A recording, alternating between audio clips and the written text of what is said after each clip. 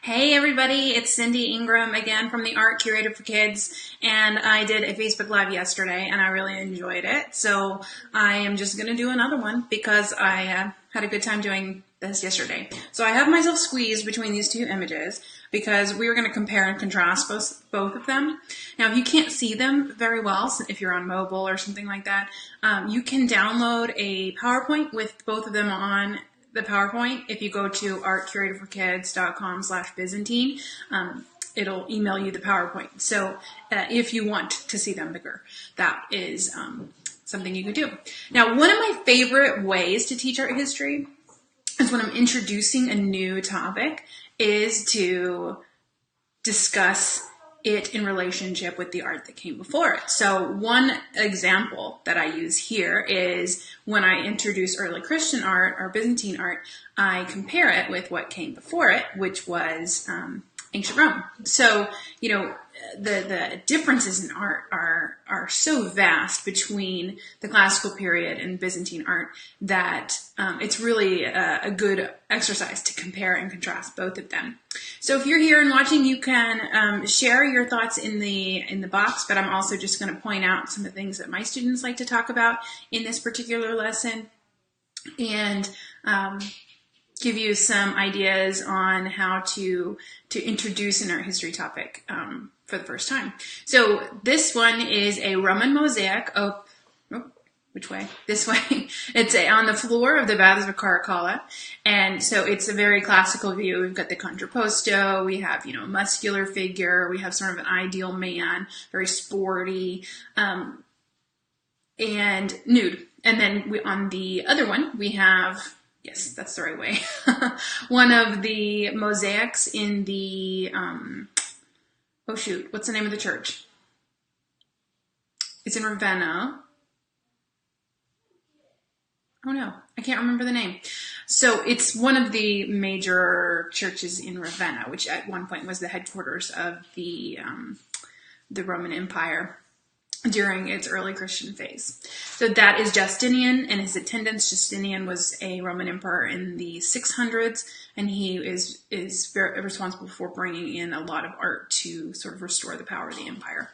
So in a situation in classroom, we would have already covered classical art. We already would have covered contrapposto and idealism and all of that. And then now I'm introducing this one on the, I don't know if that's your right or left. I don't know if this is going to switch, but I guess I don't really know.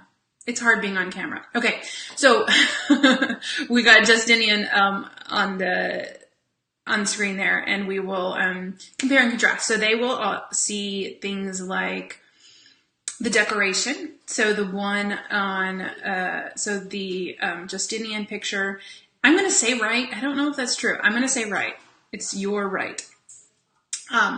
So the one on the right is highly colored. It's using gold. It's got a lot of pattern. We have pattern on one, but it's not a lot of pattern. So, and then the one, the Justinian portrait is also the body characteristics are I can't say the right words right now. Okay. Okay. The body proportions, that's the right word, are, they're stretched. They don't look realistic. So if you look at the feet, it looks like they're sort of floating, and the bodies are stretched out, the bodies are covered. And if you look at the guy that's two away from Justinian, the one that's wearing this sort of gold robe, if you kind of line up his body, his feet are kind of askew. And so they're not shown realistically at all. And so that shows a shift from the focus on man to a shift to the focus on God. And that's a huge change in art. And for all of the Middle Ages until the Renaissance, the view, the main theme in art, in Western art, was religion and God and celebrating and glorifying God. So it was a huge change. And so no longer do we care what the bodies look like. It doesn't matter that they look perfect or ideal. They're hidden. They're inconsequential. Each of those people are sort of blank, expressionless. It's not about the people. It's about the glorification of God. So we look at we talk about, how the artwork would make someone feel for the first time. So, seeing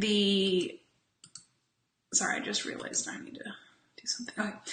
Seeing the Roman artwork would give you a completely different feeling than seeing this big golden mosaic that's actual real gold.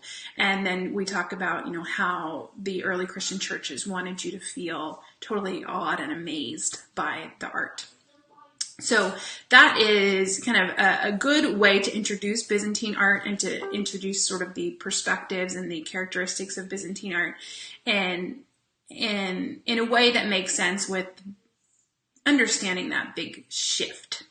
So other things, the kids will point out things all day, but those are sort of the main characteristics, is the increase in glorification of God, and it's less about humans. So compare and contrast is an excellent technique to use to introduce any art history topic. And so this is just one of them that I wanted to share with you really quickly. And if you want this slide so that you can use this in your classroom, you can go to artcuratorforkids.com/Byzantine, and you can get the PowerPoint emailed to you. So again, as part of I have a Byzantine PowerPoint. I think it's in my store, and it's also in the resource library, which is about to open for membership on Monday. And yeah. So that's it. Thank you so much. If you have any questions, leave them in the box. I know this is a random time to do a Facebook Live when everybody's eating dinner and it's Friday night. No one wants to sit here and listen to me talk about art, but I thought I would pop on. Thank you so much for watching, and I hope to see you again soon. If you have any questions, leave them in the comments, and I will be checking back in. Okay, bye.